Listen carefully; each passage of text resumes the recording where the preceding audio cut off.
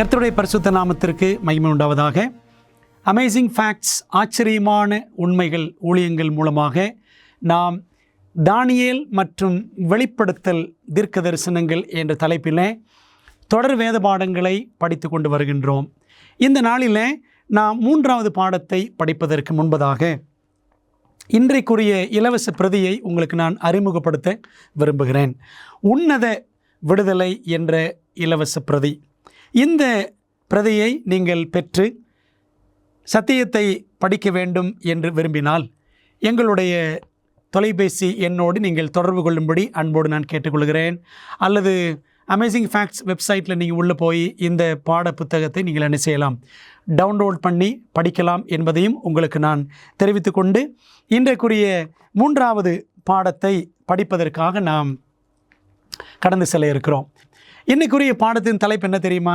நாம் பார்த்த அதே தலைப்பு தான், உன்னத விடுதலை, தி அல்டிமேட் டெலிவரன்ஸ் என்ற தலைப்பில் நாம் படிக்க போகிறோம். கண்களை மூடி ஜெபித்து நாம் துவங்கலாமா? நல்ல பிதாவே, இந்த நாளிலே நாங்கள் படிக்க போகிற 3வது வேத பாடத்தை எங்களுக்கு நீர் ஆசீர்வதியும். சத்திய ஆவியானவர் எங்களுடைய மனக்கண்களை திறந்து வேதத்தில் இருக்கிற அதிசயங்களை பார்க்க எங்களுக்கு உதவி செய்யும். இயேசுவின் நாமத்தில் ஜெபிக்கிறோம் நல்ல பிதாவே, ஆமென். 2 ராஜாக்கள் புத்தகத்தில் 11வது அதிகாரம், 2 ராஜாக்கள் 11ஆம் அதிகாரம். அந்த அதிகாரத்தில் ஏசபேல் என்ற இஸ்ரவேலின் ராணிக்கு இருந்த மகள் அத்தாலியாளை குறித்து வாசிக்கிறோம். ஏசபேல் ஒரு கொலைகாரி. எலியாவை கொலை செய்ய அவள் துடித்து கொண்டிருந்தாள். அதே போல அவள் மகளான அத்தாலியாளும் ஒரு பயங்கரமான கொலைகாரிதான். இவள் யூதாவிலே ராணியாக இருந்தவள் அத்தாலியாள். அவளுடைய மகன் அகசியா இறந்து போகிறான். அவன் இறந்த பிற்பாடு இவள் தன்னுடைய பேர பிள்ளைகள் எல்லாரையும் கொலை செய்கிறாள். ஏனென்றால் இந்த அகசியாவுக்கு அப்புறம் அடுத்து யாரும் அரசனாகிவிடக்கூடாது என்பதற்காக, இவளே ராணியாக இருக்க வேண்டும் என்பதற்காக. இந்த அத்தாலியாள் செய்த செயலை பார்த்த அகசியாவின் சகோதரியான யோசேபால் என்பவள், அவள் என்ன செய்தாலாம், ஒரு சிறுவன் யோவாஸ் என்ற ஒரு சிறு மகனை, அரச குடும்பத்தை சேர்ந்த அந்த மகனை எடுத்து 6 வருடங்கள் ஆலயத்தில் ஒளித்து வைத்தாலாம். 7ஆம் வருஷத்தில் யோய்தா என்ற பிரதான ஆசாரியன் என்ன செய்கிறார் என்றால், இந்த யோவாஸ் என்ற சிறுவனை 7ஆம் வருஷத்தில் அவனை அரசனாக முடிசூடும்படி செய்கிறான். ஆகவே இந்த 6 ஆண்டுகள் ஆலயத்திலேயே ஒளித்து வைக்கப்பட்டிருந்த அந்த சிறுவன் 7ஆம் வருஷத்தில் அவன் அரசனாக உயர்த்தப்பட்டான் என்று நாம் 2 ராஜாக்கள் 11ஆம் அதிகாரத்தில் வாசிக்கிறோம். 6 ஆண்டுகள் ஒளித்து வைக்கப்பட்டான். 7ஆம் ஆண்டில் அரசனாக அவன் உயர்த்தப்பட்டான். இந்த சம்பவம் நமக்கு எதை அழகாக விளங்க பண்ணுகிறது என்றால், இந்த உலகத்தினுடைய வரலாறு நாம் பார்த்தால் 6000 ஆண்டுகள் ஏறக்குறைய முடிவுக்கு வந்துவிட்ட நிலையில் நாம் இருக்கின்றோம். இதை நம்ம எப்படி சொல்லலாம் அப்படின்னா, 1000 வருடங்களின் வாரம் என்று அழைக்கலாம். பாருங்கள், சிருஷ்டிப்பு முதல் ஆபிரகாம் வரைக்கும் 2000 வருடங்கள், ஆபிரகாம் முதல் கிறிஸ்து வரைக்கும் 2000 வருடங்கள், கிறிஸ்து முதல் இன்று வரைக்கும் 2000 வருடங்கள், 6000 ஆண்டுகள். அடுத்து ஒரு 1000 ஆண்டு வரப்போகிறது. 7000வது ஆண்டு வரை இருக்கிறது. எப்படி 6 ஆண்டுகள் யோவாஸ் அவன் ஆலயத்தில் ஒளித்து வைக்கப்பட்டானோ, 7ஆம் ஆண்டில் அவன் அரசனாக உயர்த்தப்பட்டானோ, அதே போல ஆண்டவர் இயேசு கிறிஸ்துவும் இந்த 6000 ஆண்டுகளுக்கு பிற்பாடு 7000வது ஆண்டில் அவர் பேரரசராக உயர்த்தப்பட இருக்கிறார். அந்த வருகையின் நாள் நமக்கு உன்னத விடுதலையின் நாளாக இருக்கும். அவருடைய வருகையின் நாள் அடுத்த 1000 ஆண்டுகளின் ஆரம்பமாக இருக்கும் என்பதை நாம் மனதில் கொள்ள வேண்டும்.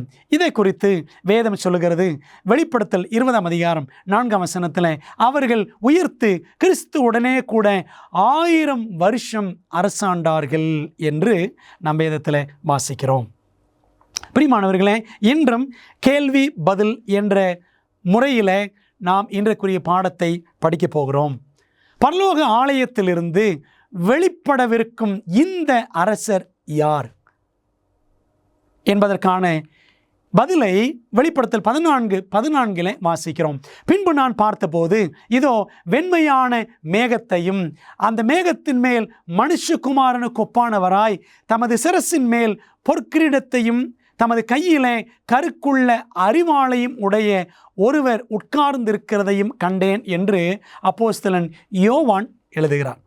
எப்படி யோவாஸ் 6 ஆண்டுகள் ஆலயத்திலிருந்து 7ஆம் ஆண்டிலே அரசன் ஆனானோ, அதே போல இயேசு கிறிஸ்துவும் 6000 ஆண்டுகளுக்கு பிற்பாடு 7000வது ஆண்டின் ஆரம்பத்தில் அவர் அரசராக வருவார் என்பதை வெளிப்படுத்தல் நமக்கு சுட்டி காட்டுகிறது. ஆண்டவர் இயேசு கிறிஸ்து வரும்பொழுது அவர் எப்படி வருவார்? அவர் அமைதியாக வருவாரா? யோவாசின் கதையை படித்து பாருங்கள். 7 வயதிலே அவன் அரசன் ஆனானே, அவன் அரசனாக்கப்பட்ட பொழுது ஆரவாரத்தோடு ராஜா வாழ்க ராஜா வாழ்க என்ற ஆரவாரத்தோடு அவன் அரசன் ஆக்கப்பட்டான். ஆண்டவர் இயேசு கிறிஸ்துவும் வரும்பொழுது எப்படி வருவார்? ஏனெனில் கர்த்தர் தாமே ஆரவாரத்தோடும் பிரதான தூதனுடைய சத்தத்தோடும் தேவ எக்காலத்தோடும் வானத்திலிருந்து இறங்கி வருவார் என்று பவுல் 1 தெசலோனிக்கேயர் 4:16 அவர் சொல்லுகிறார். ஆண்டவர் இயேசு கிறிஸ்துவின் வருகையும் ஏதோ அமைதியாய் நடக்கக்கூடிய சத்தமே இல்லாத ஒரு சம்பவமாக அது இருக்க போவதில்லை. ஆரவாரத்தோடும் தூதர்களின் சத்தம் தேவ எக்காலம் எல்லாம் தொனிக்க இயேசு கிறிஸ்து இறங்கி வருவார். இன்னொரு வசனம் பாருங்கள். கர்த்தர் உயரத்திலிருந்து கெர்ச்சித்து தமது பரிசுத்த வாசஸ்தலத்திலிருந்து தம்முடைய சத்தத்தை காட்டி தம்முடைய தாபரத்துக்கு விரோதமாய் கெர்ச்சிக்கவே கெர்ச்சித்து, சிங்கம் எப்படி வரும்? கர்ஜனையோடு வரும். அதே போல யூத ராஜ சிங்கமாகி இயேசு கிறிஸ்துவும் அவர் ஆரவாரத்தோடு வருவார் என்று எரேமியா 25:30 வாசிக்கிறோம். சங்கீதம் 53 பாருங்கள். நம்முடைய தேவன் வருவார், மௌனமாய் இரார். அவர் வரும்பொழுது சத்தமில்லாமல் வரமாட்டார். அவர் எப்படி வருவார்? சத்தத்தோடு வருவார். ஏனென்றால் இன்றைக்கு அவர் அமைதியாக வருவார் என்று ஒரு போதனை கிறிஸ்தவ உலகத்தில் சுற்றி வருகிறது. அவருக்கு முன் அக்கினி பட்சிக்கும், அவரை சுற்றிலும் மகா புசல் கொந்தளிப்பாயிருக்கும். ஆகவே ஆண்டவருடைய வருகை என்பது 2ஆம் வருகை ஏதோ சத்தமில்லாத ஒரு நிகழ்வாக இருக்க போவது இல்லை.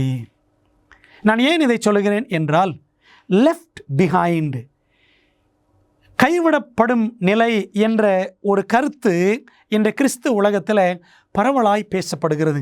இயேசு கிறிஸ்து ரகசியமாக வருவார், அவர் திருடனைப் போல் வருவார் என்றெல்லாம் சொல்லுகிறார்கள். அவர் திருடனைப் போல் வருவாரோ? ரகசியமாக என்றால் அவர் சத்தமில்லாமல் வருவாரோ? இல்லை.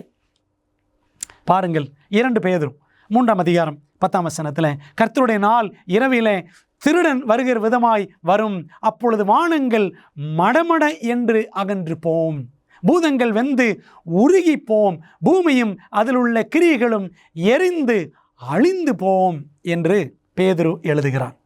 ஆண்டவர் வரும் அந்த நாள் இரவிலே திருடன் வருகிற விதமாய் வரும். அவருடைய வருகை நாள்தான் ரகசியம் என்பதை ஒழிய அவர் வருவது ரகசியம் அல்ல.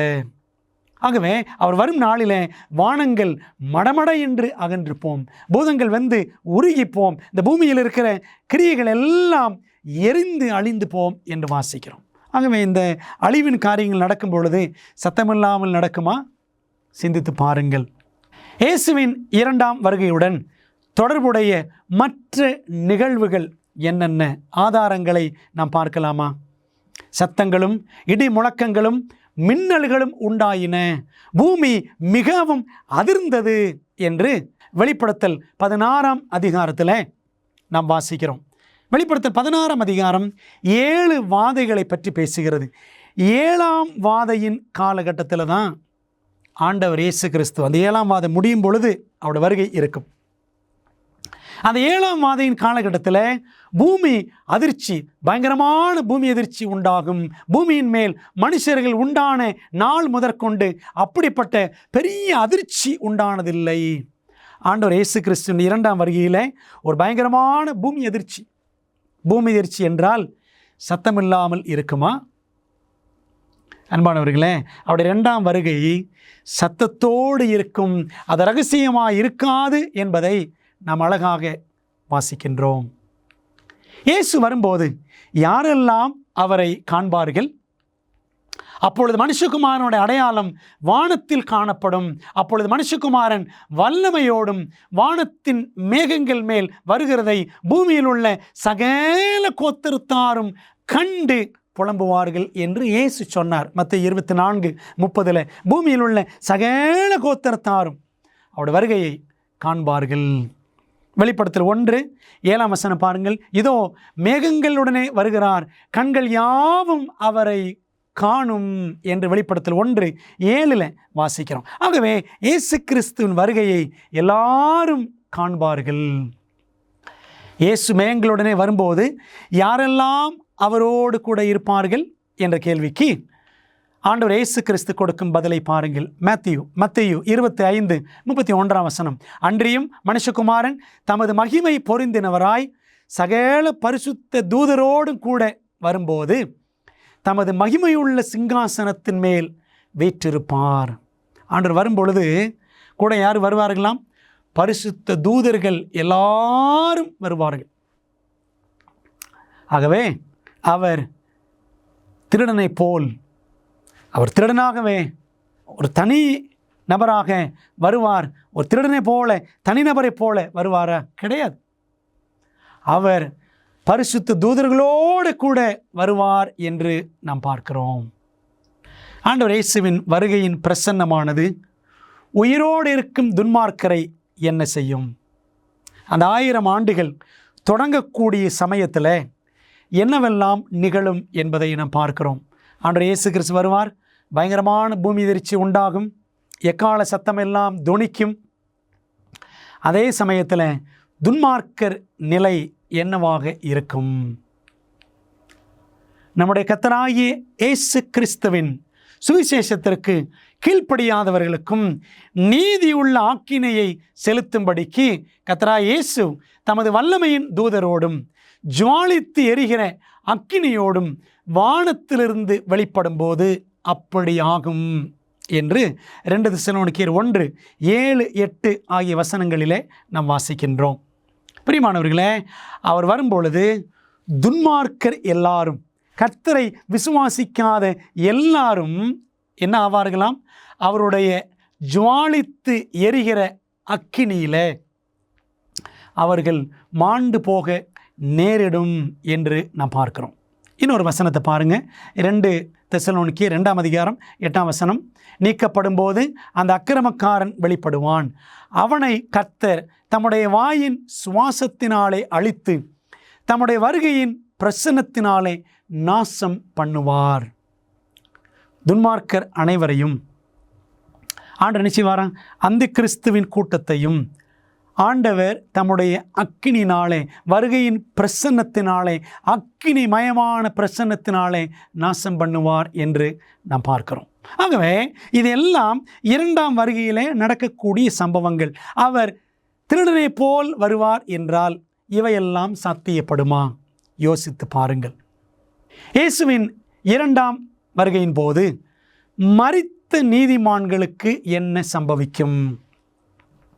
1 தெசலோனிக்கேயர் 4:16 அப்பொழுது கிறிஸ்துவுக்குள் மரித்தவர்கள் முதலாவது எழுந்திருப்பார்கள் என்று பவுல் சொல்லுகிறார். ஆண்டுடைய 2ஆம் வருகையில் கிறிஸ்துவுக்குள் மரித்தவர்கள் முதலாவது எழுந்திருப்பார்கள். துன்மார்க்கர் மாண்டு போவார்கள் அவருடைய அக்கினி பிரசன்னத்தினாலே. இந்த கட்டத்தில் உயிரோடு இருக்கும் மற்றும் மறுரூபமாக்கப்பட்ட பரிசுத்தவான்களுக்கு என்ன நடக்கும்? வேதம் என்ன சொல்கிறது? 1 கொரிந்தியர் 15:52-53 அப்பொழுது மரித்தோர் அழிவில்லாதவர்களாய் எழுந்திருப்பார்கள், நாமும் மறுரூபமாக்கப்படுவோம். யார் நாமும் என்றால் கிறிஸ்துவின் வருகையிலே உயிரோடு இருக்கிறவர்கள். உயிரோடு இருக்கிற நீதிமான்கள் மறுரூபமாக்கப்படுவோம். அழிவுள்ளதாகிய இது அழியாமையும் சாவுக்கேதுவாகிய இது சாவாமையும் தரித்து கொள்ள வேண்டும். ஆகவே ஆண்டவர் இயேசு கிறிஸ்து வரும்பொழுது உயிரோடு இருக்கிற நீதிமான்கள் மறுரூபம் ஆவார்கள். மறுரூபமாக்கப்பட்ட பின் நீதிமான்களுக்கு என்ன நடக்கும் பாருங்க. கிறிஸ்துவுக்குள் மரித்தவர்கள் உயிரோடு எழும்பி விட்டார்கள். உயிரோடு இருக்கிற நீதிமான்கள் மறுரூபமாகி விட்டார்கள். இப்பொழுது என்ன நடக்கும் வாசிக்கலாமா? 1 தெசலோனிக்கேயர் 4ஆம் அதிகாரம் 17ஆம் வசனம். பின்பு உயிரோடு இருக்கும் நாமும் கர்த்தருக்கு எதிர்கொண்டு போக மேகங்கள் மேல் அவர்களோட கூட, கிறிஸ்துவுக்குள் மரித்து உயிர்த்து எழுந்தவர்களோட கூட ஆகாயத்தில் எடுத்து கொள்ளப்பட்டு என்று வாசிக்கிறோம். ஆண்டவர் இயேசு கிறிஸ்து 2ஆம் முறை இந்த உலகத்திற்கு வரும்பொழுது அவர் பூமியிலே இறங்குவது இல்லை. அவருடைய கால்கள் பூமியிலே எங்குமே படவே படாது. பார்த்தீர்களா வசனத்தை? 1 தெசலோனிக்கேயர் 4:17. மேகங்கள் மேல் அவர்களோட கூட ஆகாயத்தில் எடுத்து கொள்ளப்பட்டு. ஆண்டவர் இயேசு கிறிஸ்து நடுவானிலே மத்திய ஆகாயத்தில் இருப்பார். அவருடைய 2ஆம் வருகையில் தேவதூதர்கள் பூமியின் 4 முனைகளுக்கும் சென்று அவரால் தெரிந்து கொள்ளப்பட்டவர்களை கூட்டி சேர்ப்பார்கள் என்று வாசிக்கிறோம். அன்பானவர்களே, அப்படி கூட்டி சேர்க்கப்பட்டவர்கள் மத்திய ஆகாயத்தில் கிறிஸ்துவை சந்திப்பார்கள். 2ஆம் வருகையில் இயேசுவின் கால்கள் பூமியில் படுவதே இல்லை. அப்படி ஒரு நபர் பூமியில் வந்து நான் தான் இயேசு கிறிஸ்து, நான் 2ஆம் முறையாக வந்திருக்கிறேன் என்று சொன்னால் அது உண்மையிலேயே கிறிஸ்துவே அல்ல என்பதை நாம் தெளிவாக புரிந்து கொள்ள வேண்டும். இயேசு தம்முடைய 2ஆம் வருகையை குறித்து கொடுத்திருக்கிற பக்தி வினயமான எச்சரிப்பு என்ன? நாம் அதை ஒரு சம்பவத்தின் வழியாக புரிந்து கொள்வோமே. 1913ஆம் ஆண்டு கிழக்கு ஐரோப்பாவில் நடந்த ஒரு முக்கியமான சம்பவம். கிழக்கு ஐரோப்பாவில் அல்பேனியா என்ற ஒரு நகரம். அந்த நகரத்தில் இருந்த பெரும்பாலானவர்கள் இஸ்லாம் மதத்தை சேர்ந்தவர்கள், முஸ்லீம்கள் என்று சொல்லலாம். ஆகவே 1913ஆம் ஆண்டில் அந்த அல்பேனியா சுதந்திரம் பெற்றது. சுதந்திரம் பெற்ற பொழுது அங்கிருந்த மக்கள் என்ன செய்கிறார்கள் என்று சொன்னால், ஹெலீம் எடைன் என்ற ஒரு நபரை தங்களுக்கு அரசராக, இளவரசராக அவர்கள் தெரிந்து கொண்டார்கள். பிரின்ஸ் ஹெலீம் எடைன் என்றுதான் நம் சரித்திரத்தில் வாசிக்கிறோம். ஆகவே இளவரசர் என்று நாம் சொல்லலாம். அந்த நபரை அவர்கள் தெரிந்து கொண்ட பிற்பாடு, அவர் துருக்கியை சேர்ந்தவர், துருக்கி நாட்டை சேர்ந்தவர். அல்பேனியாவில் அவர் இளவரசராக என்ன செய்ய வேண்டும்? பொறுப்பேற்க வேண்டும். ஜனங்கள் எல்லாருக்கும் மிகுந்த சந்தோஷம். தங்களுக்கு சுதந்திரம் கிடைத்து விட்டது, புதிய இளவரசர் வரப்போகிறார் என்று அவர்கள் ஆவலோடு காத்திருந்தார்கள். அந்த சமயத்தில் அவர்களுக்கு ஒரு தந்தி ஒன்று வந்ததாம். தந்தியில் வருகிறார் இளவரசர் என்ற ஒரு செய்தி. அப்போது ஜனங்கள் எல்லாரும் ரொம்ப சந்தோஷப்படுறாங்க. ஒரு நாள் நல்ல வாட்டம் சாட்டமான, நல்ல கம்பீரமான தோற்றமுடைய, நன்றாக பேசக்கூடிய குரல் வளம் கொண்ட ஒரு மனிதன் குதிரையில் அங்கே அல்பேனியாவுக்கு வருகிறான். ஜனங்கள் எல்லாருக்கும் சந்தோஷம். நம்முடைய இளவரசர் ஹெலீம் எடைன் வந்து விட்டார் என்று எல்லாரும் ஆரவாரித்தார்கள். அப்படி வந்த குதிரையில் வந்த அந்த மனிதன் சொன்னானாம், நாம் நம்முடைய அல்பேனியாவை இன்னும் சிறப்பான ஒரு நகரமாக மாற்ற வேண்டும். நமக்கு எதிரியான ஒரு நகரம் பெல்கிரேட் என்ற ஒரு நகரம் இருக்கிறது, அதை எதிர்த்து நாம் போரிட வேண்டும் என்றெல்லாம் குரல் கொடுத்த உடனே மக்களுக்கு ரொம்ப சந்தோஷம். நமக்கு அருமையான இளவரசர் கிடைத்திருக்கிறார் என்று எல்லாரும் ஆரவாரித்தார்கள், சந்தோஷப்பட்டார்கள். அந்த நபர் வந்து 5 நாட்கள் கழித்து இன்னொரு தந்தி அல்பேனிய நகரத்து மக்களுக்கு கிடைத்தது. அதில் போட்டிருந்துச்சான், உங்கள் இளவரசர் ஹெலீம் எடைன் அவர் இனிமேல்தான் வருகிறார் என்று ஒரு செய்தி கிடைச்சிச்சான்.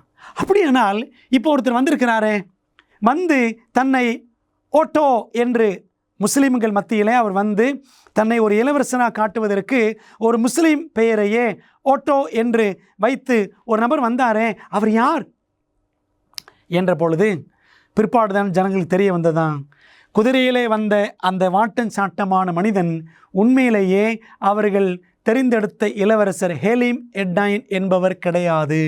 வந்திருக்கிறவர் ஒரு போலியான இளவரசர். உண்மையிலே அந்த நபர் யார் என்று சொன்னால் ஜெர்மன் சர்க்கஸ் பெர்ஃபார்மர். ஜெர்மன் நாட்டில் ஒரு செப்படி வித்தை செய்யக்கூடிய, சர்க்கஸ் பண்ணக்கூடிய ஒரு மனிதன். இவன்தான் தன்னை இளவரசன் என்பது போல வந்து காட்டி ஏமாற்றினான் என்று ஒரு சரித்திர சம்பவம் இருக்கிறது. அன்பானவர்களே, இதைத்தான் ஆண்டவர் இயேசு கிறிஸ்து சொன்னார் பாருங்கள், மத்தேயு 24:5, ஏனெனில் அநேகர் வந்து என் நாமத்தை தரித்து கொண்டு நானே கிறிஸ்து என்று சொல்லி அநேகரை வஞ்சிப்பார்கள். ஆண்டவர் இயேசு கிறிஸ்து பெயர் சொல்லிக்கொண்டே அநேகர் ஏமாற்று வேலைகளை செய்வார்கள். நான் தான் கிறிஸ்து என்று சொல்லுவார்கள். மேற்கொண்டு பாருங்கள், மத்தேயு 24:24, ஏனெனில் கள்ள கிறிஸ்துகளும் கள்ள தீர்க்கதரிசிகளும் எழும்பி கூடுமானால் தெரிந்து கொள்ளப்பட்டவர்களையும் வஞ்சிக்கத்தக்கதாக பெரிய அடையாளங்களையும் அற்புதங்களையும் செய்வார்கள். கள்ள கிறிஸ்துக்கள், பெரிய அற்புதங்கள், இதெல்லாம் நடக்கும். வஞ்சகம் உலகத்தில் வரும், இயேசுவின் பெயராலேயே வரும் என்பதை இயேசுவானவர் சொல்லி வைத்திருக்கிறார். மத்தேயு 24 நீங்கள் படித்து பாருங்கள். மத்தேயு 24:25, இரண்டாம் வருகை சம்பந்தமாக இயேசு கிறிஸ்து செய்த ஒலிவமலை பிரசங்கம். அந்த பிரசங்கம் தான் 2 அதிகாரங்களாக கொடுக்கப்பட்டிருக்கிறது. ஆனால் அது ஒரே பிரசங்கம்தான். அதில் குறிப்பாக மத்தேயு 24 அவருடைய வருகைக்கான அடையாளங்கள் என்று சுமார் 20 அடையாளங்களை இயேசுவானவரே சுட்டி காண்பித்திருக்கிறார். அந்த மத்தேயு 24 இருக்கக்கூடிய 20 அடையாளங்களிலே முதலாவது அடையாளம் எதுன்னு பார்த்தீங்கன்னா வஞ்சகம்.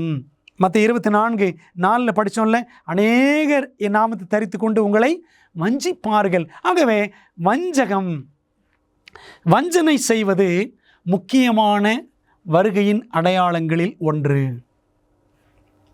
கள்ள கிறிஸ்துக்கள் வந்து, கள்ள தீர்க்கதரிசிகள் வந்து வஞ்சிப்பார்கள். தொடர்ந்து பாருங்கள், வஞ்சனை குறித்து ஆண்டு இன்னும் பேசுகிறார். மத்தேயு 24:26, ஆகையால் அதோ வனாந்தரத்தில் இருக்கிறார் என்று சொல்வார்களானால் புறப்படாதிருங்கள், இதோ அறை வீட்டிற்குள் இருக்கிறார் என்று சொல்வார்களானால் நம்பாதிருங்கள். இதெல்லாம் நம்பாதீங்க. சீக்ரெட் ராப்சர், ரகசிய வருகை என்று ஒரு போதனை இன்னைக்கு பெரும்பான்மையான கிறிஸ்தவர்கள் மத்தியில் பரவலாக நம்பப்படுகிறது. சீக்ரெட் ராப்சர், ரகசிய வருகை என்ற வார்த்தை பைபிளில் எங்கேயுமே கிடையாது.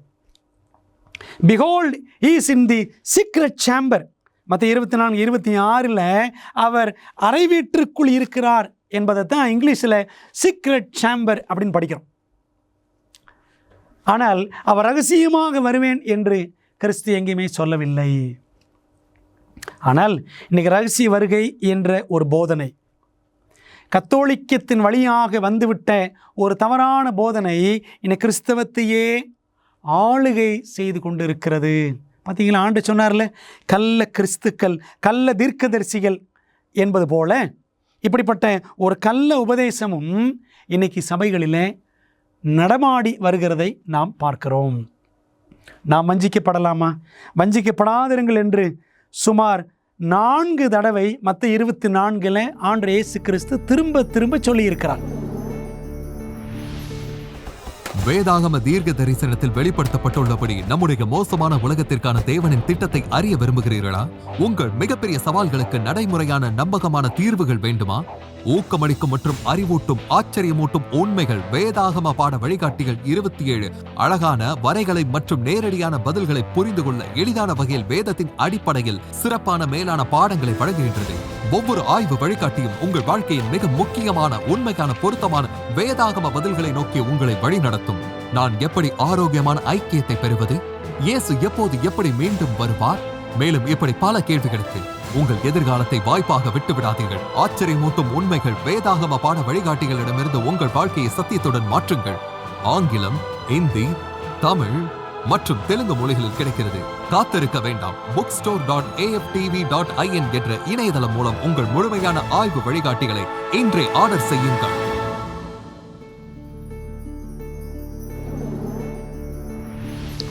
அப்படியானால் வஞ்சிக்கப்படுவதிலிருந்து நீதிமான்களை பாதுகாப்பது எது? ஏசாயா 8:20 வேதத்தையும் சாட்சியாகமத்தையும் கவனிக்க வேண்டும். இந்த வார்த்தையின்படியே சொல்லாவிட்டால் அவர்களுக்கு விடியற் காலத்து வெளிச்சம் இல்லை. வேதம் என்ன சொல்லுகிறது? இந்த வேத வெளிச்சத்தின் அடிப்படையில் தான் எந்த ஒரு உபதேசத்தை நம்ம என்ன செய்ய வேண்டும்? கற்றுக்கொள்ள வேண்டும், புரிந்து கொள்ள வேண்டும், பின்பற்ற வேண்டும், போதிக்க வேண்டும். அப்படித்தான் செய்கிறோமா? கள்ள கிறிஸ்துவை பார்க்க செல்லுவது பாதுகாப்பானதாக இருக்குமா? கிறிஸ்து இங்கே இருக்கிறார், அது அங்கே இருக்கிறார். உங்களுக்கு நான் சொன்னேன், பைபிள் படி 2ஆம் வருகையில் இயேசு கிறிஸ்து கீழே இறங்க மாட்டார். அப்போ இங்கே இருக்கிறார், அங்கே இருக்கிறார் என்றால் அது கள்ள கிறிஸ்துக்கள் தான். அப்படி நாம் கேள்விப்படும் பொழுது கிறிஸ்து இங்கே இருக்கிறார் என்று கேள்விப்பட்டால் போய்விடலாமா? எப்படி பாதுகாப்பாக இருப்பது? மத்தேயு 24:26 ஆகையால் அதோ வனாந்தரத்தில் இருக்கிறார் என்று சொல்வார்களானால் புறப்படாதிருங்கள். இன்றைக்கி ஒரு விஷயம் நமக்கு தெரிய வருகிறது என்றாலே, மாதாவின் கண்களிலிருந்து ரத்தம் வடிகிறதுன்னு உடனே எல்லாரும் ஓடிடுவாங்க. இன்றைக்கி மக்கள் எளிதில் ஏமாந்து போகிறார்கள். இயேசு சொன்னார், இயேசு கிறிஸ்து அங்கே இருக்கிறான்னு யாராவது சொன்னாங்க, என் பெயரை சொல்லிக்கிட்டு வந்தாலே நம்ப வேண்டாம் என்று சொன்னார். ஆண்டோடைய வார்த்தைக்கு கீழ்ப்படிவது தான் நமக்கு ஒரே பாதுகாப்பு. இயேசுவின் 2ஆம் வருகை நேரம் குறித்து நாம் என்ன அறிந்து கொள்ள முடியும்? வருகை நேரத்தை பற்றி நமக்கு என்ன வெளிப்பாடு இருக்கிறது? கிறிஸ்து சொன்னார் மத்தேயு 24:36 அந்த நாளையும் அந்த நாளிகையும் அந்த மணி நேரத்தையும் என் பிதா ஒருவர் தவிர மற்றொருவனும் அறியான், பரலோகத்தில் உள்ள தூதர்களும் அறியார்கள் என்று கிறிஸ்து தெளிவுபட கூறியிருக்கிறார். அன்பான தேவ பிள்ளைகளே, ஆண்டோட வருகையின் நாள், அந்த மணி நேரம் எவருமே அறிந்ததில்லை. ஆனால் தேவன் அடையாளங்களை நமக்கு கொடுத்து வைத்திருக்கிறார். இயற்கை பேரழிவுகள், நீங்கள் அதே மத்தேயு 24ஆம் அதிகாரத்தை வரிசையாக படித்து பாருங்கள். பஞ்சங்கள் அப்படின்னு பார்க்கலாம். இயற்கை பேரழிவுகள், சீற்றங்கள், நிலநடுக்கங்கள் என்றெல்லாம் ஆண்டவர் இயேசு கிறிஸ்து சொல்லியிருக்கிறார். 2004ஆம் ஆண்டிலிருந்து 2014ஆம் ஆண்டு வரை சுமார் 10 ஆண்டுகளுக்குள்ள ஏறக்குறைய 18 பூமி அதிர்ச்சிகள், மாபெரும் பூமி அதிர்ச்சிகள் சுமார் 8.0 ரிக்டர் அளவுக்கும் மேலாக பதிவாகி பாதிப்புகளை ஏற்படுத்தியுள்ளது. இது கடந்த நூற்றாண்டை காட்டிலும் 265% கூடியுள்ளது என்று அமெரிக்க புவியியல் சங்கத்தில் கணக்கெடுத்திருக்கிறார்கள். பிரியமானவர்களே, ஆண்டவர் சொல்லியிருக்கிற வார்த்தையின்படி பூமி அதிர்ச்சிகள் எண்ணிக்கை கூடிக்கொண்டே இருக்கிறதை, அதனுடைய தாக்கம் அளவு அதிகமாக இருப்பதையும் நாம் செய்தித்தாள்களில் அன்றாடம் வழக்கமாக வாசிப்பது நிகழ்வாகிவிட்டது. கடந்த 40 ஆண்டுகளில் 50% வனவிலங்குகள் அழிந்து விட்டன. இன்றைக்கு உலகத்தில் இருக்கக்கூடிய ரசாயன பயன்பாடுகளால் ஏராளமான வனவிலங்குகள் அழிந்து வருகின்றன. மக்கள் தொகை பெருக பெருக உணவு தேவை அதிகமாகிறது. உணவு தேவை அதிகமாக கலப்படங்கள், நம்மிடத்திலிருந்து போகக்கூடிய இப்படிப்பட்ட கலப்படங்களால் வனவிலங்குகளும் பாதிக்கப்படுகின்றன. மட்டுமல்ல, ஒவ்வொரு நாளும் யுத்தங்களில் மரிப்பதை காட்டிலும் வன்முறையில் மரிக்கும் அமெரிக்க வாலிபர்களின் எண்ணிக்கை அதிகம் என்று கணக்கெடுத்திருக்கிறார்கள். யுத்தத்தில் சாகிறதை காட்டிலும் வயலன்ஸ், வன்முறை, ஏராளமான வன்முறை சம்பவங்கள் உலகத்தில் நம்ம சுற்றிலும் நிறைய நடக்கிறதை நம் கண்ணார காண்கிறோம். அது மட்டுமா, ஒழுக்க சீர்கேடு. உலகத்தில் இன்றைக்கி மக்கள் எப்படி வாழுகிறார்கள் என்பதை ஆண்டவர் இயேசு கிறிஸ்து அழகாக சொல்லியிருக்கிறார். பாருங்கள், லூக்கா 17ஆம் அதிகாரம் 28 மற்றும் 30 ஆகிய வசனங்களில், லோத்தினுடைய நாட்களில் நடந்தது போலவும் நடக்கும், மனுஷகுமாரன் வெளிப்படும் நாளிலும் அப்படியே நடக்கும். லோத்தின் காலத்தில் எப்படி இருந்துச்சு? சீர்கேடுகள், பயங்கரமான சீர்கேடுகள். லோத்துவின் காலத்திலேயே சோதோம் பட்டணத்தில் ஹோமோசெக்சுவாலிட்டி, ஓரின சேர்க்கை என்ற ஒரு கொடிய பாவம். அதுதான் பைபிளில் ஆண் புணர்ச்சி அப்படின்னு வாசிக்கலாம். இப்படிப்பட்ட ஒரு கொடிய பாவம் இருந்துச்சு. அது ஆதியாகமம் 19ஆம் அதிகாரத்தில் தெளிவாக வாசிக்கிறோம். அதை குறித்து பவுல் 1 கொரிந்தியர் 6ஆம் அதிகாரம் 9, 10, 11 வசனங்களில் எச்சரிப்பு கொடுக்கிறார். ஆண் புணர்ச்சிக்காரர் ஆண்டோட ராஜ்யத்தில் பிரவேசிப்பதில்லை என்று சொல்லுகிறார். ஆகவே இன்றைக்கி உலகத்தில் பாருங்கள், ஆணும் ஆணும் கல்யாணம் பண்ணுவது ஹோமோசெக்சுவாலிட்டி, பெண்ணும் பெண்ணும் கல்யாணம் பண்ணுவது லெஸ்பியனிசம் என்று சொல்லுகிறார்கள். கே மேரேஜஸ், இப்படிப்பட்ட ஆண் ஆண் பெண் பெண் திருமணங்கள் இன்றைக்கி உல்லாச திருமணங்கள் என்று சொல்லலாம். இப்படி உல்லாசத்துக்காக இப்படிப்பட்ட தேவன் திட்டமிடாத, பரலோகம் அங்கீகரிக்காத திருமணங்கள் இன்றைக்கி உலகத்தில் நிறைய நடக்குது. இதற்காகவே, இதை அங்கீகரிப்பதற்காகவே இன்றைக்கி கிறிஸ்தவ சபைகளும் இருக்கின்றன. இந்த ஒழுக்க சீர்கேடு எத்தனை வெட்கக்கேட்டுக்கு நேராக இன்றைக்கி சபைகளை, கிறிஸ்தவர்களை வழிநடத்தி செல்கிறது என்பதை நாம் யோசிப்பதே இல்லை. அப்போ லோத்தின் காலத்தில் நடந்தது போலவே இன்றைக்கும் நடக்கிறது. அவர் இருந்த அந்த பட்டணம் சோதோம். அதை வைத்துதான் ஒரு வார்த்தை இருக்கிறது, சோடோமி என்ற வார்த்தை. சோடோமி, சோடமைட்ஸ். சோடோமி என்றால் இந்த ஆண் புணர்ச்சி, ஓரின சேர்க்கை. அதைத்தான் ஆங்கிலத்தில் சோடோமின்வாங்க. அதை செய்யக்கூடியவர்கள் சோடமைட்ஸ். அன்பானவர்களே, இப்படிப்பட்ட பாவங்கள் லோத்தின் காலத்தில் இருந்தது மட்டுமல்ல, மனுஷகுமாரன் வெளிப்படும் நாளிலும் அப்படியே நடக்கும். அவருடைய வருகையின் நாள் வரைக்கும் இந்த மாதிரி ஒழுக்க சீர்கேடுகள் உலகத்தில் நடக்கும் என்று ஆண்டவர் சொல்லி வைத்திருக்கிறார். மேலும் அதிக ஜனத்தொகை 2050ஆம் ஆண்டிற்குள், 2022 இருக்கிறோம், இன்னொரு 28 ஆண்டுகளுக்குள்ளே உலக ஜனத்தொகை 950 கோடியாக உயரும் என்று கணக்கிடப்பட்டிருக்கிறது. ஏற்கனவே இப்போது 700 கோடிக்கு மேலே தாண்டிடுச்சு. 950 கோடி என்ன, அதை விட கூடுதலாகவே ஜனத்தொகை 2050 இருக்கும் என்று நாம் நிச்சயமாக நம்பலாம். ஆகவே ஜனங்கள் பெருகிக்கொண்டே இருக்கிறார்கள். அரசியலில் உறுதியற்ற தன்மை மற்றும் அணு ஆயுதங்கள். ஒரு மணி நேரத்துக்கு சுமார் 1000 மில்லியன் டாலர்கள், அதாவது 100 கோடி டாலர்கள் போர் இயந்திரங்கள், வெடி மருந்துகள் மற்றும் போர் வீரர்களுக்காக செலவிடப்படுகிறதாம். இன்றைக்கி நாடுகளுக்கிடையில் அரசியல் சமாதானம் இல்லை. எங்கு பார்த்தாலும் பிரச்சனைகள்.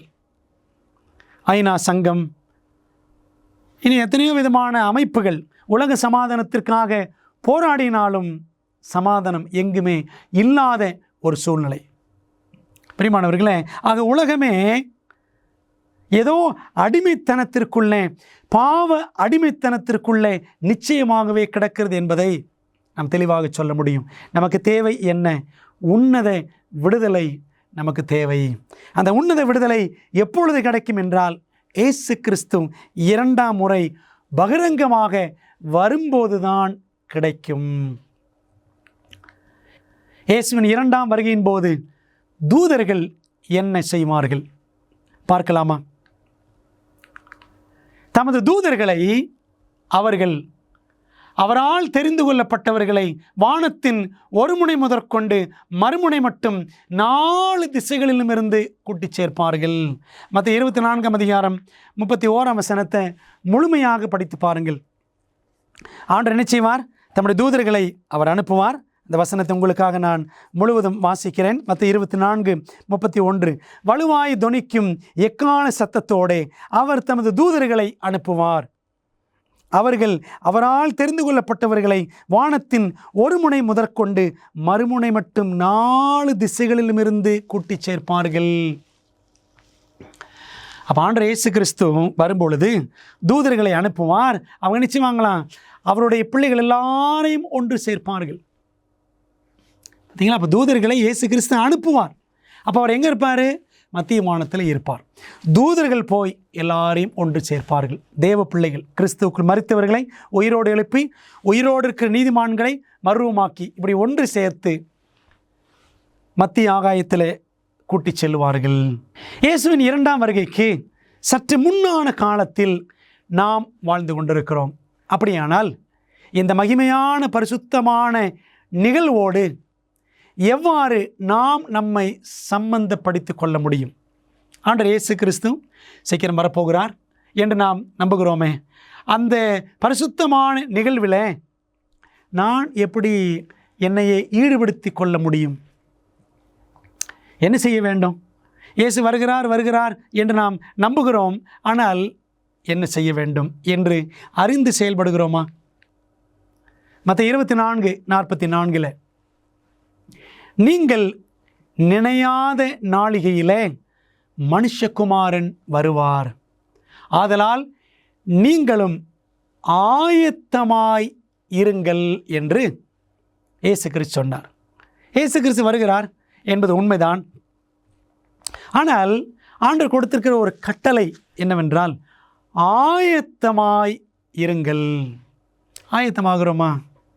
இந்த உலகத்தில் நாம் நம்முடைய வேலைகளை செய்வதற்கு, நம்முடைய பிழைப்புக்கு அடுத்த அலுவல்களில் ஈடுபடுவதற்கு, அல்லது பயணம் போவதற்கு, படிப்பு, திருமணம் போன்ற காரியங்களுக்கு எவ்வளவெல்லாம் ஆயத்தம் செய்கிறோம். ஆனால் ஆண்டவர் சொன்னாரே அவருடைய வருகை, அந்த வருகைக்காக நாம் ஆயத்தம் செய்கிறோமா என்பதை நாம் சிந்திக்க வேண்டும். இயேசுவின் 2ஆம் வருகையின் போது ஜனங்களுக்கு எவ்வாறு பலன் அளிக்கப்படும் அதை குறித்து ஆண்டவர் இயேசு கிறிஸ்துவை சொல்லியிருக்கிறதை வெளிப்படுத்தல் 22:12 பாருங்கள். இன்ஃபேக்ட் வெளிப்படுத்தல் 22ஆம் அதிகாரம் பைபிளிலேயே கடைசி அதிகாரம். தானியேல் மற்றும் வெளிப்படுத்தல் தீர்க்க தரிசனங்களை படித்து கொண்டிருக்கிறோம். அந்த வெளிப்படுத்தல் கடைசி அதிகாரம் 22ஆம் அதிகாரம். அதில் 3 தடவை இயேசு கிறிஸ்து திரும்ப சொல்லியிருக்கிறார். 7ஆம் வசனம், 12ஆம் வசனம், 20ஆம் வசனம். இந்த 3 வசனங்கள் படிக்கிறோம். இதோ சீக்கிரமாய் வருகிறேன் என்று ஆண்டு சொல்லியிருக்கிறார். அதில் 12ஆம் வசனத்தை பாருங்கள். அவனவனுடைய கிரியைகளின்படி அவனவனுக்கு நான் அளிக்கும் பலன் என்னோட கூட வருகிறது என்று இயேசு சொல்லியிருக்கிறார். அன்பானவர்களே, அவனவனுடைய கிரியைகளின்படி நாம் ஆயத்தமாக வேண்டும் என்று பார்த்தோம். ஆயத்தமாகிற பிள்ளைகள், ஆண்டவரை சந்திப்பதற்கு ஆயத்தமாகிற பிள்ளைகள் தங்கள் கிரியைகளில் தேவனுக்கு பிரியமாக நடப்பார்கள். நம்முடைய கிரியைகள், நம்முடைய செயல்கள் தேவனுக்கு பிரியமாக இருக்கின்றனவா? நாம் செய்கிற செயல்கள் நல்ல செயல்களாக இருக்கின்றனவா என்பதை சற்று நாம் நிதானித்து பார்க்க வேண்டும். அந்த செயல்களின் அடிப்படையில் தான் தேவன் நமக்குரிய பலனை, பரலோகமா நரகமா, நித்திய ஜீவனா அல்லது நித்திய அழிவாகிய தண்டனையா என்பதை தேவன் தீர்மானிப்பார். ஆகவே நாம் நம்முடைய கிரியைகளில் தேவனுக்கு பிரியமாய் நடக்க வேண்டியது மிகவும் மிகவும் அவசியமாக இருக்கிறது. இயேசுவின் வருகையின் போது துன்மார்க்கர் என்ன கூறுவார்கள்? J.L. ஷூலர், ஜான் ஷூலர் என்ற ஒரு ஊழியக்காரர் ஒருவர் இருந்தார். அமெரிக்காவில் ஒரு வல்லமையான ஊழியக்காரர்.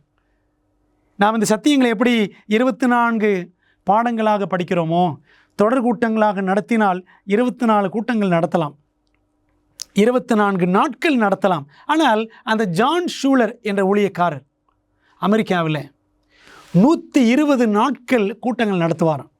120 days, 4 மாதங்கள் கூட்டங்கள் நடக்கும். பைபிளை மிக தெளிவாக கற்றுக் கொடுப்பார். அவர் அடிக்கடி சொல்லுவாராம், ஆண்டோடைய 2ஆம் வருகையின் சமயத்தில் உலகத்தில் 2 பெரிய ஜெபக்கூட்டங்கள் நடக்கும் என்று சொல்லுவார். அதான் இந்த கேள்விக்கு பதிலாக பார்க்க போகிறோம். இயேசுவின் வருகையின் போது துன்மார்க்கர் என்ன கூறுவார்கள்? இதான் முதல் பயங்கரமான பிரேயர் மீட்டிங். பூமியின் ராஜாக்களும் பெரியோர்களும் ஐஸ்வர்யவான்களும் சேனை தலைவர்களும் பலவான்களும் அடிமைகள் யாவரும் சுயாதீனர் யாவரும், வெளிப்படுத்தலாம் 6:15. எல்லாம் என்ன சொல்லுவாங்களா? வசனங்கள் தொடர்ந்து பாருங்கள். 16-17 வசனங்கள். பர்வதங்களையும் கண்மலைகளையும் நோக்கி, நீங்கள் எங்கள் மேல் விழுந்து சிங்காசனத்தின் மேல் வீற்றிருக்கிறவருடைய முகத்திற்கும் அவருடைய கோபாக்கினையின் மகாநாள் வந்துவிட்டது, யார் நிலை நிற்கக்கூடும்? இந்த வசனத்தை முழுசும் படித்து பாருங்க. தேவனுடைய கோபத்திற்கும் பிதாவின் கோபத்திற்கும் சிங்காசனத்தில் வீற்றிருக்கிற ஆட்டுக்குட்டியானவர் இயேசு கிறிஸ்து அவருடைய கோபத்திற்கும் எங்களை நீங்கள் காப்பாற்றுங்கள் அப்படின்னு சொல்லிட்டு என்ன செய்வாங்களாம்? துன்மார்க்கர் எல்லாம் பர்வதங்களையும் கண்மலைகளையும் பார்த்து அவர்கள் கதறி அழுது ஜெபிப்பார்களாம். ஒரு பயங்கரமான பெரிய ஜெப கூட்டம் அதுதான். ஏன்னா துன்மார்க்கர் திரளாக இருப்பார்கள் அல்லவா, பெரிய கூட்டமாக இருப்பாங்க. கடற்கரை மணலத்தனையாய் துன்மார்க்கர் இருப்பார்கள் என்று வெளிப்படுத்தல் 20ஆம் அதிகாரம் 8-9 வசனங்கள் வாசிக்கிறோம். அப்போது எல்லாரும் சேர்ந்து கண்ணீரோடு, நாங்கள் எங்கள் மீது தேவனுடைய கோபம் வந்துவிடாதபடி பர்வதங்களும் மலைகளும் எங்கள் மேல் விழட்டும் என்று அவர்கள் கதறுவார்கள். இது ஒரு பெரிய ஜெபக்கூட்டம். அதே சமயத்தில் இன்னொரு ஜெபக்கூட்டம் நடக்கும். இயேசு வருகிறதை கண்டு நீதிமான்கள் என்ன சொல்லுவார்கள்? J.L. ஷூலர் என்ற ஊழியக்காரர் சொல்லக்கூடிய அடுத்த ஜெபக்கூட்டம், உலகத்தில் 2வது பெரிய ஜெபக்கூட்டம் அவருடைய வருகைக்கு முன்பாக எப்படி இருக்கும் என்றால், இதோ இவரே நம்முடைய தேவன், இவருக்காக காத்திருந்தோம், இவர் நம்மை இரட்சிப்பார், இவருடைய இரட்சிப்பினால் களிகூர்ந்து மகிழுவோம் என்று சொல்லப்படும். இன்னொரு கூட்டம் இரட்சிக்கப்பட்ட கூட்டம், மீட்கப்பட்ட தேவ ஜனங்கள் நிரம்பின ஒரு கூட்டம். அந்த கூட்டத்தார் ஆரவாரித்து ஆண்டவரை பாடி அவருடைய 2ஆம் வருகையில் அவரை மையப்படுத்துவார்கள் என்பதைத்தான் ஏசாயா 25:9 வசனத்தில் நாம் வாசிக்கிறோம். அன்பான தேவனுடைய பிள்ளைகளே, ஆண்டவர் இயேசு கிறிஸ்துவனுடைய வருகை, 2ஆம் வருகை, முதலாம் உயிர்த்தெழுதலை நடப்பிக்கும். முதலாம் உயிர்த்தெழுதலில் மரித்த நீதிமான்கள் உயிரோடு எழும்புவார்கள், துன்மார்க்கர் எல்லாரும் செத்து மடிவார்கள். அவருடைய வருகையின் பிரசன்னத்தினாலே உயிரோடு இருக்கிற நீதிமான்கள் அவர்கள் மறுரூபம் ஆக்கப்படுவார்கள். 2ஆம் வருகையில் இயேசு கிறிஸ்து கீழே இறங்கி வருவதில்லை. தேவதூதர்களை பூமியின் 4 முனைகளுக்கும் அனுப்புவார். அவர்கள் அவருடைய பிள்ளைகள் எல்லாரையும் ஒன்று சேர்த்து மரித்த நீதிமான்களை உயிரோடு எழுப்பி, உயிரோடு இருக்கிற நீதிமான்களை மறுரூபமாக்கி எல்லாரையும் ஒன்று சேர்த்து மத்திய ஆகாயத்துக்கு நேராக கூட்டிச் செல்வார்கள். அந்த சமயத்தில் அந்த துன்மார்க்கர் அழிவதற்கு முன்பாக என்ன செய்வாங்க? பர்வதங்களையும் கண்மலைகளையும் பார்த்து எங்கள் மேல் விழுந்து எங்களை மூடிக்கொள்ளுங்கள் என்று கதறுவார்கள். ஒரு கூட்டம் அப்படி கதறும். இன்னொரு கூட்டம் இயேசுவை வாழ்த்தி வரவேற்கும். இதோ இவரே நம்முடைய தேவன், இவருக்காக காத்திருந்தோம். பிரியமானவர்களே, இந்த 2 பெரிய ஜெபக்கூட்டங்களில் எந்த ஜெபக்கூட்டத்தில் நீங்களும் நானும் இருக்க போகிறோம்? துன்மார்க்கருடைய ஜெபக்கூட்டத்தில் இருப்போமா, அல்லது நீதிமான்களின் ஜெபக்கூட்டத்தில் இருப்போமா? சிந்தித்து பார்க்க வேண்டும். துன்மார்க்கரின் ஜெபக்கூட்டத்தில் இருந்தால் கடைசியில் நாம் அவருடைய வருகையின் பிரசன்னத்தினால் மாண்டு போக நேரிடும். நீதிமான்களின் ஜெபக்கூட்டத்தில் இருப்போம் என்றால் அவருடைய வருகையை நாம் ஆனந்த களிப்பாக கண்டு மனம் பூரித்து அவரோடு கூட இருப்பதற்காக எடுத்துக்கொள்ளப்படுவோம். அது எத்தனை மாமேன்மையான சிலாக்கியம்! அந்த சிலாக்கியத்தை ஆண்டவரே எனக்கு தாரும், என் குடும்பத்துக்கு தாரும். இந்த சிலாக்கியத்தை மற்றவர்களுக்கு அறிவித்து உம்முடைய நாமத்தை மையப்படுத்தக்கூடிய கிருபையை எனக்கு தாரும் என்று நாம் ஜெபிக்க வேண்டும் அல்லவா? இன்னொரு கேள்வியோடு நாம் கடந்து செல்ல போகிறோம். இயேசுவின் இரண்டாம் வருகையின் பிரதான நோக்கம் என்ன? யோவான் 14ஆம் அதிகாரம் 3ஆம் வசனத்தில் 2, 3 ஆகிய வசனங்களை நீங்கள் நன்றாக அறிந்திருப்பீர்கள். முதல்ல 3 வசனங்களும் அற்புதமான வசனங்கள். அதில் 2, 3ஆம் வசனங்கள் பாருங்கள். என் பிதாவின் வீட்டில் அநேக வாசஸ்தலங்கள் உண்டு, அப்படி இல்லாதிருந்தால் நான் உங்களுக்கு சொல்லியிருப்பேன்.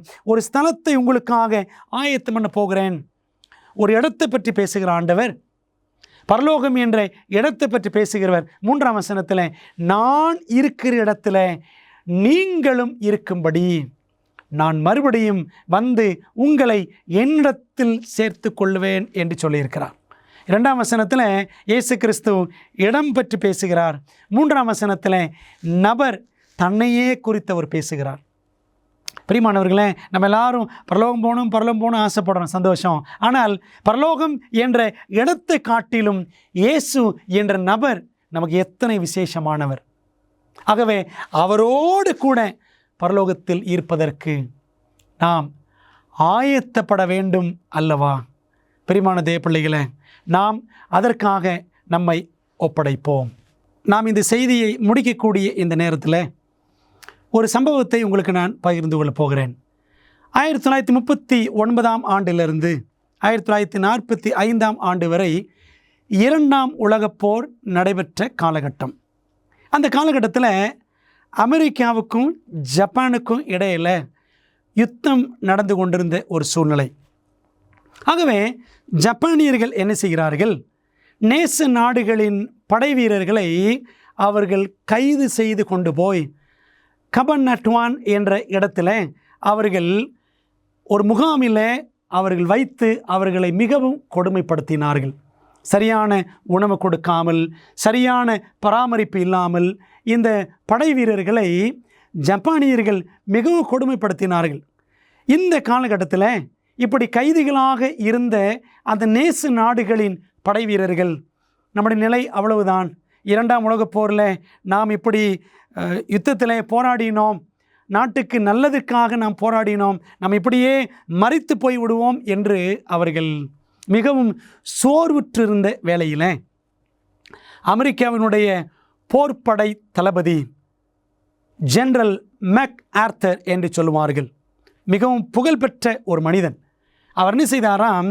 ஜப்பானியர்கள் அவர்கள் ஆயத்தம் இல்லாமல், அவர்கள் விழிப்போடு இல்லாத சமயத்தில் 30 நிமிடங்கள் கடுமையான ஒரு பயங்கர சோதனை, ஒரு போராட்டத்தை அவர் ஏற்படுத்தி ஒரு யுத்தத்தை நடத்தி என்ன செய்தாராம்? ஜப்பானியர்கள் பிடியிலிருந்து இந்த நேச நாடுகளின் போர்ப்படை வீரர்களை விடுவித்து அவர் வெளியே கொண்டு வந்தார் என்று ஒரு சரித்திரம் இருக்கிறது. இதைத்தான் த கிரேட் ரெய்ட் அட் கபன்னட்டான் என்று சொல்வார்கள். கபன்னட்டுவான் பட்டணத்தில் நடந்த மிகப்பெரிய சோதனை. கைதிகளாக இருந்தவர்கள் நாம் பிழைப்போமோ, விடுதலை அடைவோமோ மாட்டோமோ என்று இருந்த அந்த சூழ்நிலையில் ஜெனரல் மெக் ஆர்த்தர் வந்து தன்னுடைய படைகளை அனுப்பி அவர்களை விடுவித்தார். பிரியமான தேவப்பிள்ளைகளே, நாமும் இந்த உலகத்தில் பாவத்தினால் சிக்குண்டு அடிமையிலாக கிடக்கிறோம். நமக்கு தேவை உன்னத விடுதலை. ஆண்டவர் இயேசு சீக்கிரமாக மேகங்களுடனே வரப்போகிறார். நமக்கு விடுதலை கிடைக்குமா கிடைக்காதா என்று தேவனுடைய போர் வீரர்களாக நாம் சோர்ந்து போய் தளர்ந்து போய் தவித்து காணப்படுகிறோமா? ஆண்டவரிடத்தில் நம்மை ஒப்பு கொடுத்து, ஆண்டவரே நீங்கள் ஆயத்தமாயிருங்கள் என்று சொன்னீரே, உம்முடைய வருகைக்கு நாங்கள் ஆயத்தமாக இருக்க விரும்புகிறோம், இன்னும் அநேகரை ஆயத்தப்படுத்துவோம் என்று சொல்லி நம்மை ஒப்படைத்து நாம் ஜெபிக்கலாமா? நல்ல பிதாவே, இந்த நாளின் பாடத்திற்காக உமக்கு நன்றி சொல்கிறோம். தகப்பனே, தானியேல், வெளிப்படுத்தல், தீர்க்க தரிசனங்கள் என்ற பாடங்களுக்காக உமக்கு நன்றி. உன்னத விடுதலை எங்களுக்கு தேவை. அது இயேசுவானவர் வருகையின் மூலமாக மட்டுமே எங்களுக்கு கிடைக்கும். 6000 ஆண்டுகளின் முடிவிலே இயேசு கிறிஸ்து 7000 ஆண்டின் ஆரம்பத்தில் அவர் வரும்பொழுது, அந்த 2ஆம் வருகையில் நாங்கள் அவரை சந்திக்க, இன்னும் அநேகரை இயேசுவை சந்திப்பதற்கு ஆயத்தப்படுத்த எங்களை நீர் பக்குவப்படுத்தும். இந்த செய்திகளை கேட்கிற ஒவ்வொரு மகளையும் ஆசீர்வதித்து உமக்கு பிரியமாய் அர்ப்பணிப்போடு வாழ எங்களை நீர் திடப்படுத்தும். தொடர்ந்து பாடங்களை ஆசீர்வதியும். இயேசுவின் நாமத்தில் ஜெபிக்கிறோம் நல்ல பிதாவே, ஆமென். பிரியமானவர்களே, தொடர்ந்து தானியேல் மற்றும் வெளிப்படுத்தலின் தீர்க்க தரிசனங்களை கற்றுக்கொள்வோம். அநேகர் இந்த பாடங்களை பார்ப்பதற்கு, கேட்பதற்கு நீங்கள் அவர்களை அழைப்பு கொடுங்கள். அவர்களுக்கும் இந்த செய்திகளை பகிர்ந்து கொடுங்கள். கர்த்தர் உங்களை ஆசீர்வதிப்பார். ஆமென்.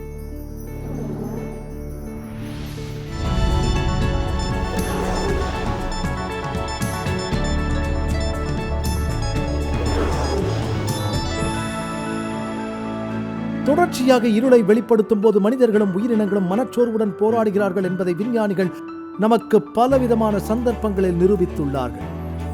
ஆர்க்டிக் பிராந்தியங்களில் ஒவ்வொரு ஆண்டும் குளிர்கால மாதங்களில் இதை காணலாம். அழகிய கிராமமான ரூகன் நார்வேயில் ஒரு ஆழமான பள்ளத்தாக்கில் அமைந்திருக்கிறது. அங்கு மலைகள் ஒவ்வொரு ஆண்டும் 6 மாதங்களுக்கு சூரியனின் கதிர்களை தடுக்கும். இது உண்மையில் 3400 குடியிருப்பாளர்களை நிழல் நிலையில் வைத்திருக்கிறது. சில நேரங்களில் குளிர்காலம் முழுதும் இருள் மனச்சோர்வை உண்டாக்கும். நகர தலைவர்கள் இந்த 2 மாதங்களில் தங்கள் கிராமத்தை ஒளிரச் செய்ய உதவ ஒரு பிரகாசமான யோசனை அவர்களுக்கு கிடைத்தது. 2013 அக்டோபரில் 3 பிரம்மாண்டமான 550 சதுர அடி கண்ணாடியின் வரிசை அருகில் உள்ள மலையில் ஊருக்கு 1000 அடி உயரத்தில் நிறுவினார்கள். கணினி கட்டுப்பாடு மற்றும் சூரிய சக்தி கண்ணாடிகள் குளிர்கால மாதங்களில் சூரியனை கண்காணித்து டவுன் சதுக்கத்தில் சூரிய ஒளியின் ஒரு பெரிய கற்றை அவர்களின் வாழ்க்கையை பிரகாசமாக்குகிறது. இன்று குளிர் மாதங்களில் நீங்கள் ரூகனை பார்வையிட்டால் பிரதிபலிக்கும் சூரிய ஒளியில் நகர சதுக்கத்தில் குளிக்க ஜனங்கள் அடிக்கடி கூடி வருவதை அல்லது நீண்ட இருக்கைகளில் அமர்ந்திருப்பதை காணலாம். மலையில் இருக்கும் அந்த கண்ணாடியை போலவே கிறிஸ்தவர்களும் இந்த இருண்ட கிரகத்தில் உலகின் ஒளியாக இருந்த இயேசுவின் ஒளியை பிரதிபலிக்க வேண்டும் என்று வேதம் சொல்கிறது. இதை பற்றி விரிவாக மத்தேயு 5:14, நீங்கள் உலகத்துக்கு வெளிச்சமாய் இருக்கிறீர்கள், மலையின் மேல் இருக்கிற பட்டணம் மறைக்கப்பட்டிருக்க மாட்டாது என்று. நாம் விளக்கை கொளுத்தி மரக்காலால் மூடி வைக்காமல் விளக்கு தண்டின் மேல் வைப்பார்கள். அப்பொழுது அது வீட்டில் உள்ள அனைவருக்கும் வெளிச்சம் கொடுக்கும். இவ்வாறாக மனுஷர் உங்கள் நற்கிரியைகளை கண்டு பரலோகத்தில் இருக்கிற உங்கள் பிதாவை மகிமைப்படுத்தும்படி உங்கள் வெளிச்சம் அவர்கள் முன்பாக பிரகாசிக்க கடவுது. ஆகவே இயேசுவை பிரதிபலிப்பதன் மூலம் மற்றவர்களின் வாழ்க்கையை பிரகாசமாக்க நண்பர்கள் என்று பிரயோஜனமாக இருக்கிறார்கள்.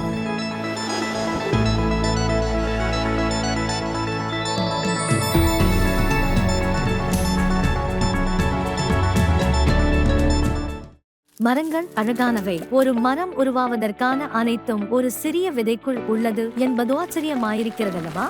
அற்புதமான மற்றொரு காரியம் என்ன தெரியுமா?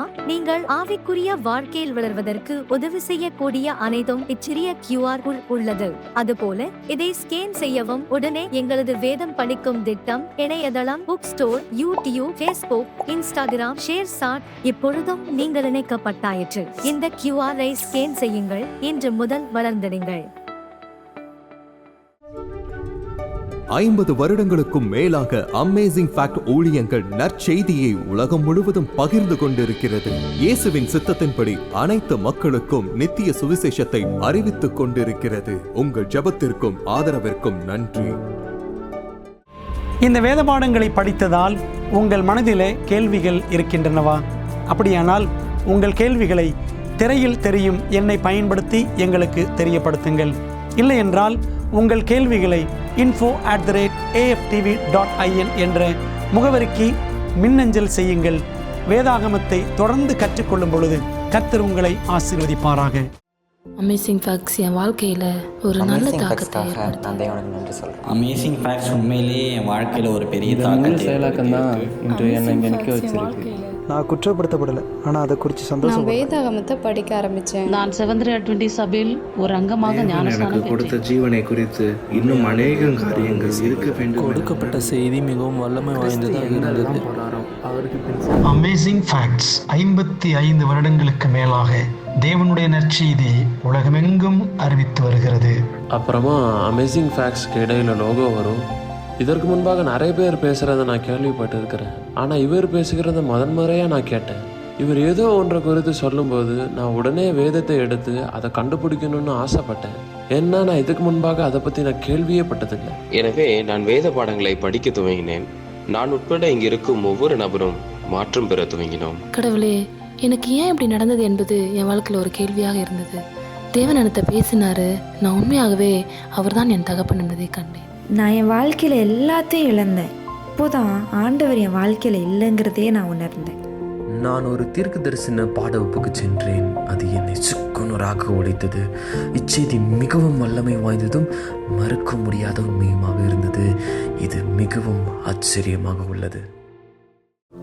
பெரோயா பட்டணத்து சபை விசுவாசிகள் தாங்கள் சத்தியங்களை கேட்ட பிற்பாடு தங்கள் இல்லத்திற்கு சென்று காரியங்கள் இப்படி இருக்கிறதா என்று வேதத்தோடு ஒப்பிட்டு மீண்டும் படித்தார்கள். அதுபோலவே நீங்களும் செய்ய வேண்டும் என்று நாங்கள் விரும்புகிறோம்.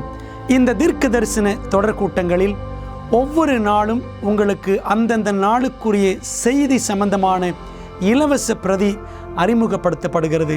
ஆகவே அந்த இலவச பிரதியை நீங்கள் திரையில் தெரியும் தொலைபேசி எண்ணை பயன்படுத்தி எங்களோடு தொடர்பு கொண்டு பெற்றுக்கொள்ளலாம். அல்லது எங்களுடைய வெப்சைட்டுக்குள்ளே சென்று நீங்கள் அதை பதிவிறக்கம் செய்து கொள்ளலாம்.